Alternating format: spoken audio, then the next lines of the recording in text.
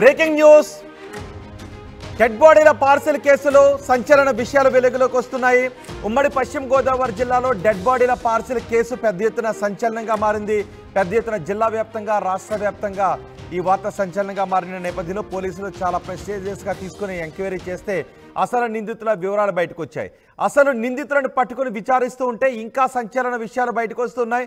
ఇప్పటికే పోలీసుల అదుపులో నిందితుడు శ్రీధర్ వర్మ ఉన్నాడు. శ్రీధర్ వర్మ నిత్య పెళ్లి కొడుకుగా తెలుస్తుంది. శ్రీధర్ వర్మ ఇప్పటికే 2-3 పెళ్లిళ్ళు కూడా చేసుకున్నాడు. ఇప్పుడు మీరు ఆర్టీవీ స్క్రీన్ పైన చూస్తున్న ఈ వ్యక్తే శ్రీధర్ వర్మ. వదినకు డెడ్ బాడీని పార్సెల్ చేసి పంపించింది ఇప్పుడు మీరు ఆర్టీవీలో చూస్తున్న ఈ వ్యక్తే. ఇతడు 2-3 పెళ్లిళ్ళు కూడా చేసుకున్నాడు. అయితే ఈ డెడ్ బాడీని పంపించడానికి కారణం వదిన ఆస్తిలో వాటా కోసమే డెడ్ బాడీని పంపించి బెదిరింపులకు పాల్పడినట్టుగా తెలుస్తోంది. పోలీసుల అదుపులో శ్రీధర్ వర్మతో పాటు 2 భార్యలు ఉన్నారు. మరో మహిళ కూడా ఉంది. ఇప్పటికే 2 పెళ్లిళ్ళు చేసుకున్నాడు. మరో మహిళతో సహజీవనాన్ని కూడా చేస్తున్నాడు. 3 మహిళలతో సంబంధాలు ఉన్నాయి. ఈ నేపథ్యంలో వదినకు కూడా బెదిరింపులకు దిగాడు. వదిన ఆస్తిలో వాటా కొట్టేయడానికే శ్రీధర్ వర్మ ఒక వ్యక్తిని చంపి ఆ డెడ్ బాడీని పార్సెల్ చేసి వదినకు పంపించాడు. డెడ్ బాడీని పార్సెల్ చేశాడు శ్రీధర్ వర్మ. శ్రీధర్ వర్మ చేతిలో హత్యకు గురయ్యాడు బర్రే పర్లయ్య.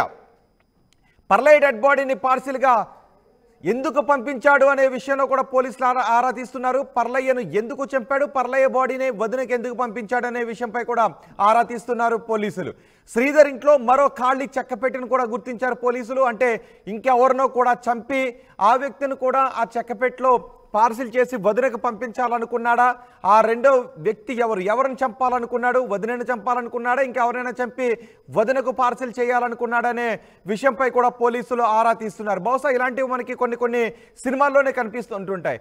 మృతదేహాలను లేదా ఎవరినైనా చంపి వాళ్ళ బాడీ పార్ట్స్ను వేరే వాళ్ళకి పార్సిల్ చేయడం అనేది సహజంగా మనం సినిమాల్లో చూస్తూ ఉంటుంటాం. ఇప్పుడు ఈ వ్యక్తి కూడా శ్రీధర్ వర్మ కూడా అలాంటి సినిమాటిక్ ప్లానే వేశాడు. కానీ ఒక అమాయకుడిని చంపేశాడు. బర్రె పర్లయ్యను చంపేసి ఆ మనిషిని ఆ వ్యక్తిని ఒక చెక్కపెట్టెలో పెట్టి పార్సిల్ చేసి వదినకు పార్సిల్గా పంపించాడు. ఇప్పుడు మరో చెక్కపెట్టెను కూడా సిద్ధం చేసుకుని ఉంచుకున్నాడు. ఆ చెక్కపెట్టెలో ఎవరి బాడీని పార్సిల్గా పంపించాలనుకున్నాడు, వదిన్నే చంపేయాలనుకున్నాడా, లేదా తను ఆల్రెడీ పెళ్లి చేసుకున్న 2-3 భార్యలు ఉన్నారు కాబట్టి వాళ్ళని ఎవరినైనా చంపి పార్సిల్ చేయాలనుకున్నాడా అనే విషయంపై కూడా పోలీసులు ఆరా తీస్తున్నారు. రెండో చెక్కపెట్టెపై కూడా శ్రీధర్ను పోలీసులు ప్రశ్నిస్తున్నారు. మా ప్రతినిధి మనోజ్ ఉన్నారు పూర్తి సమాచారం అందించడానికి. మనోజ్, పోలీసులు అదుపులో ఉన్న శ్రీధర్ను అతని 2-3 భార్యలను ప్రశ్నిస్తూ ఉంటే ఈ మృతదేహాల పార్సిల్ కేసులో ఎటువంటి విషయాలు వెలుగులోకి వస్తున్నాయి? రెండో చెక్కపెట్టెను ఎవరి బాడీని పార్సిల్ చేయడానికి సిద్ధంగా పెట్టుకున్నట్టుగా తెలుస్తోంది? Sridhar Varma alias Surendra Varma, Sudheer Varma alias Thirumani Varma. కొన్ని పేర్లు, 3 వివాహాలు. దాదాపు మొత్తం క్రిమినల్ మైండ్ సెట్ లా శ్రీధర్ వర్మది అయితే కనిపిస్తుంది. దాదాపు నిన్న ఇదే సమయానికి శ్రీధర్ వర్మ అలియాస్ సుధీర్ వర్మ, సురేంద్ర వర్మ, తిరుమణి వర్మ 3 పేర్లు పెట్టుకుని తిరుగుతున్న ఈ ఖతర్నాక్ కంత్రిని బంటుమిల్లి సమీపంలో అయితే ఒక మహిళతో కారులో ట్రేస్ చేసి పట్టుకున్నారు పోలీసులు. అయితే అప్పటి నుంచి కూడా పోలీసులు వివిధ ప్రాంతాల్లో ఆకివీడు మండలం, ఉండి మండలం, ఎందుకంటే ఇదంతా కూడా ఆ చుట్టుపక్కల ప్రాంతాల్లోనే జరిగింది కాబట్టి ఆకివీడు, కాళ్ళ, ఉండి ఈ ప్రాంతాల్లోని దాదాపు ఒకే చోట కాకుండా వివిధ చోట్ల అయితే శ్రీధర్ వర్మ అయితే పోలీసులు విచారిస్తున్నారు, ప్రశ్నల వర్షం కురిపిస్తున్నారు. జిల్లా స్థాయి ఎస్పీ నయీం అస్మి కూడా అక్కడే ఆకివీడులోనే టెస్ట్ వేసి దాదాపు అన్ని కూడా చూసుకుంటున్న పరిస్థితి. మొత్తం 16 బృందాలుగా ఏర్పడి మొత్తం ఈ శ్రీధర్ వర్మతో పాటు తన భార్యలు ఎవరైతే ఉన్నారో రాణి, రేవతి మరియు వెంకటలక్ష్మి మొత్తం 3 భార్యలను వేరువేరుగా, తులసి, రేవతిని వేరువేరుగా, వారి తల్లిదండ్రులను వేరువేరుగా, ఆటో డ్రైవర్ ని వేరుగా మరియు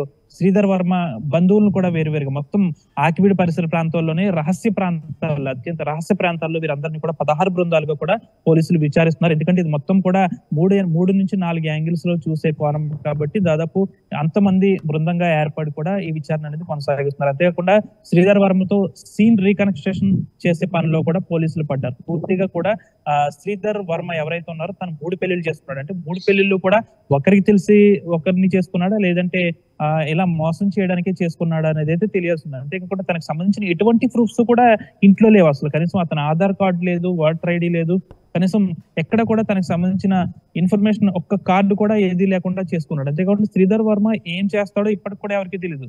అతను గ్రామంలో దాదాపు 10 సంవత్సరాల నుంచి ఉంటున్నాడు. కానీ ఆ గ్రామస్తులకు సంబంధించి ఆ మొత్తం కూడా ఆ గ్రామం ఏదైతే కాళ్ళ మండలానికి సంబంధించి గాంధీనగర్ అనే ప్రాంతం ఉందో అదంతా కూడా అగ్నికుల క్షత్రుడు అంటే మత్స్యకార సామాజిక వర్గానికి సంబంధించి ఎక్కువ వైపు ఉంటారు. ఇతను కూడా అదే సామాజిక వర్గానికి చెందినవాడు. అయితే ఆ సామాజిక వర్గానికి చెందిన వ్యక్తి అయినప్పటికీ ఆ గ్రామం కూడా చాలా చిన్నది, జనాభా కూడా చాలా తక్కువ. అలాంటి పరిస్థితుల్లో ఆ శ్రీధర్ వర్మ ఏం చేస్తున్నాడు అనేది కూడా ఆ చుట్టుపక్కల ఉన్న పక్కనే ఉన్న గ్రామస్తులు కూడా ఎవరికి ఏం తెలియదు. అంటే ఉదయం వెళ్తాడు, సాయంత్రం అర్ధరాత్రి 12 అవుతుంది వర్మ వచ్చేయడానికి, అది కూడా బుల్లెట్ సౌండ్ వినిపిస్తే ఇదిగో వర్మ వచ్చాడు అనుకుంటారు తప్ప మాకు ఎవరికి కూడా తను ఏం చేస్తున్నాడో తెలియదు అని కూడా అంటారు. అంటే తను ఏం చేస్తున్నాడు అసలు శ్రీధర్ వర్మ నుంచి కీలక సమాచారం రాబడుతున్నారు. అంటే కనీసం శ్రీధర్ వర్మను ఒక చోట నుంచి ఒక చోటకి తరలించేస్తున్నారు. అంటే ఒక రోజులో దాదాపు 3 నుంచి 4 ప్రాంతాల్లో వర్మను అయితే తిప్పుతున్నారు. పోలీసులు కూడా మీడియా వాళ్ళకి కూడా కంటపడకుండా దాదాపు అన్ని కోణాలను కూడా చూస్తున్నారు. శ్రీధర్ వర్మ ఇంట్లో విస్తుపోయి నిజాలు బయటపడ్డాయి. కనీసం మనం ఆర్టీవీ ఇది 3 రోజుల క్రితమే బయటపెట్టింది. శ్రీధర్ వర్మ ఇంట్లో మరొక చెక్కపట్టి కూడా ఉందని మనం గత 3 రోజుల క్రితమే చెప్పి ఉన్నాం. అయితే దాదాపు ఆ పెట్టి ఎవరి కోసం పెట్టాడు, ఇంకా మరెవరినైనా హత్య చేసి ఈ విధంగా పార్సిల్ డెడ్ బాడీ పంపిద్దాం అనుకున్నాడా? ఒకవేళ పర్లయ్య ఎవరైతే అదే గ్రామానికి సంబంధించి అమాయకుడైన పర్లయ్య ఎవరైతే మద్యం ఇచ్చి డబ్బు ఇచ్చి ఒక 100 రూపాయలు ఇస్తే పనిచేస్తే పర్లయ్యను అమాయకంగా వలవేసి మామూలుగా శ్రీధర్ వర్మ ఏం చేస్తుంటాడు? అతని మిగిలిన బంధువులు కానీ చుట్టుపక్కల ఉన్న వాళ్ళు కానీ ఏం చెప్తున్నారు శ్రీధర్ వర్మ గురించి? అతని స్నేహితులు ఎవరు? అసలు ఆ చుట్టుపక్కల గ్రామంలో ఎవరైతే శ్రీధర్ వర్మ ఉంటున్న గ్రామంలో, గాంధీనగర్ గ్రామంలో తనకంటూ అత్యంత సన్నిహితుడు ఒక ఫ్రెండ్ కూడా ఎవరు లేరు. శ్రీధర్ వర్మ పొద్దున్న 6 గంటలకల్లా ఇంట్లోంచి పెట్టుకుని వస్తాడు, వెళ్ళిపోతాడు. మరొకసారి సాయంత్రం వస్తాడు. ఆ హెల్మెట్ లోపలికి వెళ్ళిన తర్వాత తీస్తాడు తప్ప అతని మొహం కూడా మేము సరిగా చూడము. ఆయన ఏం చేస్తాడో కూడా తెలియదని గ్రామస్తులు చెప్తారు. ఇప్పటికి కూడా శ్రీధర్ వర్మ ఏం చేస్తాడో ఎవరికి తెలియదు. అయినప్పటికీ కూడా రాయల్ ఎన్ఫీల్డ్ బండి ఉంది, ఒక కారు ఉంది. దాదాపు అతను మిగిలిన ఏమన్నా పని ఎక్కడన్నా చేయొచ్చు. అంటే దాదాపు ఇప్పుడు మనకి తెలుస్తున్న విషయాలను బట్టి ఏంటంటే అతను గతంలో చేపల చెరువుల దగ్గర పనిచేసేవాడని కొంతమంది చెప్తున్నారు. అయితే ఆయన నివాసంలో చేతబడికి సంబంధించిన కొంత సామాగ్రి కూడా పోలీసులు స్వాధీనం చేసుకున్నట్లు సమాచారం. అంటే ప్రవృత్తిగా చేతబడులు చేస్తాడా లేకపోతే ఇంకేమైనా చేస్తాడా అనేది అయితే ఈ విచారణలో అయితే పోలీసులు నిగ్గు తేల్చే పనిలో ఉన్నారు. శ్రీధర్ వర్మ అయితే మొత్తం క్రిమినల్ మెంటాలిటీగా కూడా చూస్తున్నారు. అమాయకుడైన పర్లేను హత్య చేసి ఆ విధంగా పార్సిల్లో రెండోసారి తులసికి ఆ విధంగా పంపించాడు. ఒకవేళ ఈ ప్లాన్ కనుక సక్సెస్ అయితే తన ఇంట్లో ఉన్న మరొక పెట్టిలో మరొక బాడీని మరొకరిని చంపి ఎవరిని చంపుదామని ప్లాన్ చేసి ఉండొచ్చు. అతను పెళ్లి చేసుకున్న భార్యలు ఎవరినైనా చంపుదాం అనుకున్నాడా? వదిన్నే చంపేద్దాం అనుకున్నాడా? లేకపోతే ఇంకెవరినైనా చంపుదాం అనుకున్నాడా? అసలు పర్లయ్య ఏంటి? ఇప్పుడు బర్రె పర్లయ్య చనిపోయిన తర్వాత బర్రె పర్లయ్య చెందిన వాళ్ళు ఎవరైనా ఉన్నారా? బర్రె పర్లయ్యని ఇంతలా చంపిన తర్వాత వాళ్ళు ఎవరైనా ముందుకు వస్తూ ఉన్నారా? బర్రె పర్లయ్య ఇతని విషయానికి వస్తే బర్రె పర్లయ్య గత కొంతకాలంగా మద్యానికి బానిస అయిపోయాడు. గ్రామంలో కనీసం ఒక 100 రూపాయలు ఇస్తే ఏదో ఒక చిన్న చిత్తగా పనిచేస్తాడు. ఆ 100 రూపాయలతో కూడా మద్యం తాగి ఎక్కడ ఉంటే అక్కడే ఉండే పర్లయ్య అంటే అత్యంత అమాయకుడు. అంతేకాకుండా మద్యానికి బానిసైన ఒక వ్యక్తి. ఈ తరుణంలో పర్లయ్యను తన భార్య బిడ్డలు కూడా వదిలేశారు. వారందరూ కూడా వేరే చోట జీవిస్తున్నారు. అంటే పర్లయ్యకు సంబంధించి గాంధీనగర్ గ్రామంలో వారి యొక్క అన్నదమ్ములు ఉన్నారు. వారి ఇంటి వద్దే నైట్ టైం పడుకుంటాడు. పగలు తెల్లారిన తర్వాత మరొక పని చేసుకుంటాడు. అదే క్రమంలో పర్లయ్యను ఈ విధంగా పర్లయ్యని ఎవరు పట్టించుకోరు కాబట్టి, పర్లయ్యని ఏం చేసినా ఎవరు పట్టించుకోరు కాబట్టి పర్లయ్యనే చంపేద్దాము అనుకున్నాడు. కాబట్టి అమాయకుడైన పర్లయ్య దొరికాడు కాబట్టి ఈ విధంగా చేస్తాడు. అంటే రెండో వ్యక్తి ఎవరు? ఒకవేళ ఈ పర్లేది సక్సెస్ అయ్యి ఒకవేళ ఎంత పోలీసులకు చెప్పకుండా ఈ ప్లాన్ అంతా వర్కౌట్ అవుతే రెండో వ్యక్తిని ఎవరిని చంపుదాం అనుకున్నాడు అనే దానిపైనే పోలీసులు విచారిస్తున్నారు. ఒకవేళ తన రెండో భార్య రేవతినే చంపేద్దాం అనుకున్నా, లేకపోతే ఇంకెవరినైనా ఈ విధంగా పర్లయ్య లాంటి వ్యక్తి గ్రామంలో ఇంకెవరైనా ఉన్నారా, వారిని ఏమైనా చేతబడి చేసి ఈ విధంగా చేద్దాం అనుకున్నాడా, ఇంకెవరు ఉన్నారు అంటే రెండో వ్యక్తి ఎవరు? అతని టార్గెట్ రెండో వ్యక్తి ఎవరిని చంపుదాం అనుకున్నాడు, ఆ రెండో వ్యక్తి ఎవరనేది అతను అనుకున్నాడు అనే దానిపై పోలీసులు ఇప్పుడు విచారిస్తున్నారు కూడా. దాదాపు 16 బృందాలుగా కూడా అందరినీ విచారిస్తున్నారు. ఆటో డ్రైవర్ ని కూడా, ఈవెన్ ఆటో డ్రైవర్ తన కిరాయి కోసం, తన కూలి పని కోసం, తనకు వచ్చే డబ్బుల కోసం, ఒక 1000 రూపాయల కోసం ఆశపడ్డ ఆటో డ్రైవర్ ని కూడా ఇప్పటి వరకు పోలీసులు విచారిస్తూనే ఉన్నారు. దాదాపు మొత్తం 16 బృందాలుగా ప్రతి ఒక్కరిని కూడా ఈ విధంగా విచారిస్తారు. అంటే పర్లేకి సంబంధించి గాంధీనగర్ అనే గ్రామం దాదాపు మారుమూలన ఉంటుంది. ఆ రహదారి కూడా సరిగా ఉండదు. మనం కూడా స్వయంగా వెళ్ళాము ఆ గ్రామానికి, రహదారి కూడా లేదు ఆ గ్రామానికి. అలాంటి గ్రామంలో ఇటువంటి ఆ గ్రామస్తులందరూ కూడా భయపడుతున్న పరిస్థితి. ఎంత క్రిమినల్ మైండ్ సెట్ ఉన్న గ్రామంలో మేమున్నామా, మాకు చాలా భయంగా ఉంది, పోలీసులు వర్మనైతే ఉరి వేయాలంటూ కూడా ఆ గ్రామస్తులు కోరుతున్నారు. మరోవైపు పర్లేకి సంబంధించి భార్య భర్తలు ఇప్పటి వరకు మాట్లాడలేదు. కానీ ఆ పర్లేకి సంబంధించిన అన్నదమ్ములు అయితే మాట్లాడుతున్నారు. మా తమ్ముడిని ఇంత అన్యాయంగా చంపేస్తాడు కాబట్టి తను అసలు ఉరిశిక్ష వేయాలంటూ కూడా చెప్తున్న పరిస్థితి. అయితే దాదాపు మొత్తం అందరూ పోలీసుల కస్టడీలోనే ఉన్నారు. 3 భార్యలు కాబట్టి 3వ భార్య వెంకటలక్ష్మి ఎవరైతే ఉన్నారో తనతో కలిసి ఈ విధంగా చేశాడని అయితే భావిస్తున్నారు. ఈ రోజు సాయంత్రం లోపల ఈ కేసు మొత్తం ఒక కొలిక్కి వచ్చే అవకాశం ఉంది. మొత్తం కూడా అందరూ పోలీసుల అండర్ లోనే ఉన్నారు. విచారణ అయితే వేగవంతంగా సాగుతుంది. వర్మను కూడా ప్రతి ఒక గంటకు ఒక ప్లేస్ కి అయితే తరలిస్తారు. ఎందుకంటే తను ఎక్కడెక్కడ తిరిగాడు, ఏమేం చేశాడు అనేది కూడా మొత్తం అంతా కూడా రికార్డ్ చేస్తున్నారు. దాదాపు ఈ రోజు సాయంత్రానికి అయితే కేసు కొలిక్కి వచ్చే అవకాశం ఉంది. Right Manoj, dead body parcel కేసులో సంచలన విషయాలు వెలుగులోకి వస్తున్నాయి. పోలీసుల అదుపులో ఇప్పుడు మీరు ఆటో స్క్రీన్ పైన చూస్తున్నారు. మొదటి బాక్స్ లో ఇతనే శ్రీధర్ వర్మ పోలీసుల అదుపులో ఉన్నాడు. ఇతనికి 2-3 పేర్లు ఉన్నాయి. 2-3 భార్యలు కూడా ఉన్నారు. వదిన తులసి ఆస్తుల ఓటా కోసమే ఇంత దారుణానికి ఒడిగట్టాడు.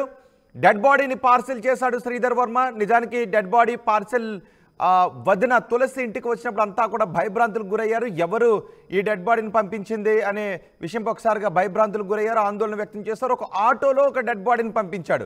ఆ తర్వాత ఎంక్వైరీ చేసిన పోలీసులు చనిపోయింది బర్రె పర్లైదుగా గుర్తించారు. బర్రె పర్లైని చంపింది శ్రీధర్ వర్మ. ఇప్పుడు మీరు ఆర్టీవీ స్క్రీన్ పైన చూస్తున్న శ్రీధర్ వర్మ. 2-3వ బాక్స్లో కూడా మీరు చూడొచ్చు. 2-3 పెళ్లిళ్ళు చేసుకున్నారు. తాజాగా 3 మహిళలు ఆ వ్యక్తితో ఉంటున్నారు. ఈ బర్రె పర్లైను చంపి వదినకు పార్సల్ చేసిన కేసులో 3 మహిళలు కూడా ఈ శ్రీధర్ వర్మకి సహకరించినట్టుగా తెలుస్తుంది. అయితే ఆస్తి కోసమే వదినకు ఈ బర్రె పర్లై డెడ్ బాడీని పంపించినట్టుగా తెలుస్తోంది. మరో బాక్స్ని ఇంట్లో సిద్ధంగా ఉంచాడు. మరి ఆ బాక్స్లో ఎవరిని పెట్టాలనుకున్నాడు? 3 భార్యల్లో ఎవరినైనా చంపేయాలనుకున్నాడా, లేక వదిన్నే చంపేయాలనుకున్నాడా, లేక మరో వ్యక్తిని బయట వ్యక్తులను ఎవరైనా చంపి మరో పార్సెల్ వదినకు పంపించాలనుకున్నాడా, ఎవరిని చంపడానికి మరో పెట్టెను సిద్ధంగా ఉంచాడనే విషయంపై కూడా పోలీసులు ఆరా తీస్తున్నారు.